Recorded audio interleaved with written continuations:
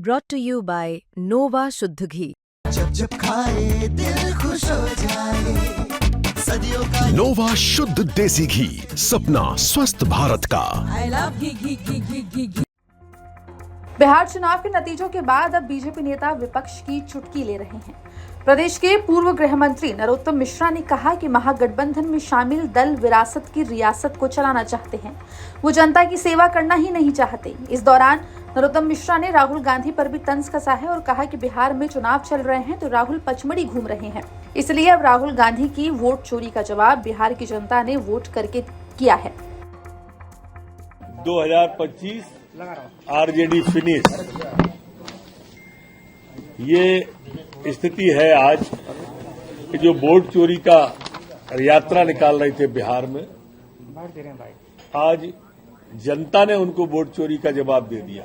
मेरी अगर पुरानी बाइट देखेंगे, जब मैं बिहार में था तो मैंने कहा था कि राहुल गांधी जी 2 अंक पे नहीं आ पाएंगे, और आप देख लो 2 अंक पे नहीं आ पाए, 10 सीटें भी नहीं आई उनकी। ये उनका है। और चुनाव के पहले ही पचमढ़ी में सैर करने आ गए, मतदान के पहले। इससे भी समझ में आता था कि ये जानवरों को देखने के लिए पचमढ़ी में आ गए, घूम रहे हैं सफारी में बैठ के, खुली हुई गाड़ी में बैठ के, तो कहां से कुछ होगा। वो पहले ही भाप चुके थे कि अब बिहार में भी दाल गलने नहीं वाली है। काठ की हाड़ी एक ही बार चढ़ती है। लोकसभा में भ्रम की राजनीति कर ली, अब देश की जनता भ्रम में नहीं आने वाली राहुल गांधी जी के। आरजेडी और राहुल का सफाया हो गया, और अब ये भी हो गया कि राहुल गांधी जी जिस पे हाथ रख देंगे वो भस्म ही होगा।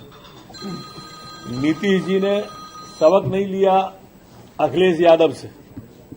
पिछले चुनाव में अखिलेश यादव ने भी जोड़ी बनाई थी, और ऐसी जोड़ी बनी थी कि आज तक 5 साल में उभर नहीं पाए वो।